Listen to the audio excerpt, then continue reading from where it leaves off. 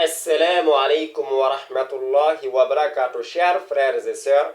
Je vous souhaite la bienvenue dans cette nouvelle vidéo. Alors, aujourd'hui, nous allons voir l'une des règles en arabe. Donc, n'oubliez surtout pas de partager la chaîne et de vous abonner pour ne rater aucune des vidéos de cette chaîne. Alors, comme je l'ai si bien dit, aujourd'hui, nous allons voir l'une des règles en arabe, précisément le pluriel brisé.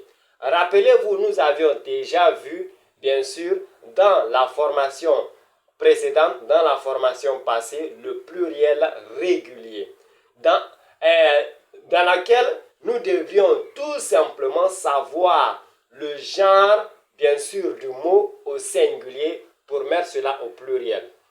Parce que si toutefois c'est au masculin, on savait maintenant quelle est la terminaison qu'il fallait ajouter pour mettre cela au pluriel. Et lorsque c'était au féminin, le genre du mot était au féminin, nous savions maintenant ce qu'il fallait mettre,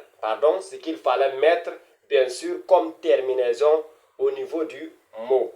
Voilà. Maintenant, aujourd'hui, nous allons voir le pluriel brisé, qui est appelé irrégulier. Par définition, comme vous le voyez si bien, c'est une transformation interne du mot. Ce qui veut dire quoi? Qu'il y aura au niveau du pluriel brisé un changement au niveau des voyelles ou même au niveau de la structure. Pourquoi on le fait? C'est pour que vous puissiez les identifier sans aucun problème. Voilà, pour ne pas que vous soyez surpris de ces mots-là. Voilà pourquoi on le fait. Donc, comme je l'ai si bien dit, aujourd'hui nous allons voir le pluriel brisé. Et comme je l'ai si bien dit, et je le répète, c'est une transformation interne du mot, dans laquelle il y aura un changement de voyelle ou de la structure pour mettre cela au pluriel, pour mettre le mot au pluriel. Voilà. Alors, nous allons voir des exemples. Et les exemples sont déjà mentionnés à ce niveau. Regardez bien. Les mots au singulier. Les mots au singulier, comme je l'ai si bien dit dans les formations vidéo passées, le singulier, c'est une manière de dire que c'est un livre, un cartable, une banane. Voilà, c'est un. Maintenant, là, c'est pas comme, bien sûr, la formation précédente où il fallait identifier si toutefois le mot est au masculin ou bien le mot est au féminin pour qu'on puisse savoir ou bien mettre cela au pluriel. Parce qu'il y a une terminaison spéciale par rapport à ça, pour le cas du fait que si le mot est au masculin ou le mot est au féminin. Ça, on l'a déjà vu dans la formation vidéo précédente. C'est juste un rappel. Voilà. Maintenant, l'exemple qui est là, pour vous permettre de comprendre le pluriel brisé, j'ai pris comme exemple kitab. Et nous voyons bien kitab. Kitab veut dire bien sûr livre et je pense que nous avions vu cet exemple pendant plusieurs formations vidéo. Voilà. Kitab, nous voyons bel et bien que les voyelles, il y a des voyelles qui sont là et ce sont ces voyelles qui vont être changées pour mettre cela au pluriel. Donc c'est en quelque sorte le pluriel brisé. Donc kitab, vous voyez très bien, les couleurs sont en bleu, les voyelles qui devraient être changées. Voilà, là c'est kasra. Voilà, en dessous, et là c'est fataha. Et là, pour mettre cela au pluriel brisé, le mot, lorsque le mot sera au pluriel brisé, voilà, vous voyez qu'il y a un changement. Il y a un damma, c'est-à-dire le kasra s'est transformé en, bien sûr, en voyelle damma. Voilà. Et là, le fataha s'est transformé aussi en damma. Et nous remarquons aussi qu'il y a eu un ajout, bien sûr,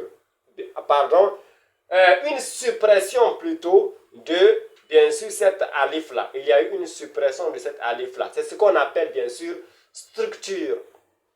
Kitab, tout ce qu'on a à faire, on a tout simplement supprimé cette alif-là pour mettre cela au pluriel en ajoutant, bien sûr, en transformant les autres voyelles. Voilà. Comme on l'a si bien dit ici, le changement des voyelles. Voilà. Donc vous voyez, le kasra s'est transformé en damma, le fatha s'est transformé aussi en damma. Donc kitab est devenu kutub. Vous voyez, ça c'est le pluriel brisé. Donc ce sont des mots qu'il faudrait que vous allez que vous devrez bien sûr mémoriser et que vous allez mémoriser au fil du temps naturellement. Parce que ce n'est pas difficile, bien sûr, à reconnaître ces mots-là. Les mots que vous avez l'habitude de voir au singulier, les changements seront très peu. Les changements qui seront effectués à ce niveau, comme on l'a si bien dit ici, c'est juste des voyelles c'est juste les voyelles qui vont être changées et aussi soit peut-être l'ajout d'une lettre alphabétique ou bien la suppression d'une lettre alphabétique. C'est aussi simple que ça. Vous allez remarquer cela sans aucun problème si vous avez l'habitude de voir ces genres de mots-là. Donc voilà pourquoi j'ai dit que ces genres de mots au pluriel brisé, ils sont des mots que vous allez mémoriser au fil du temps, naturellement, sans aucun problème. Parce que c'est très simple vraiment à remarquer cela. Voilà. Donc, nous voyons que nous avons l'habitude de voir kitab comme cela et nous voyons qu'il y a eu un changement pour mettre cela au pluriel, le damma et le damma. Donc, vous voyez le sens livre, livre au pluriel. Donc, kutub est devenu maintenant au pluriel. Maintenant, j'ai pris un autre exemple pour continuer vraiment, pour avoir une bonne compréhension du pluriel brisé. Voilà, rajul, hein, rajul, rajul, hein, pardon, rajul, vous voyez, rajul, rajul, vous voyez les voyelles, il y a le voyelle ici, hein, fataha au niveau de ra, et aussi il y a le voyelle, bien sûr, damma. Et nous constatons que ici, au niveau du pluriel brisé, il y a eu un changement. Pour mettre cela au pluriel, il y a eu un changement. Le changement qui s'est effectué ici, tout simplement, c'est juste les voyelles. Le voyelle qui s'est transformé, qu'on a changé, tout simplement.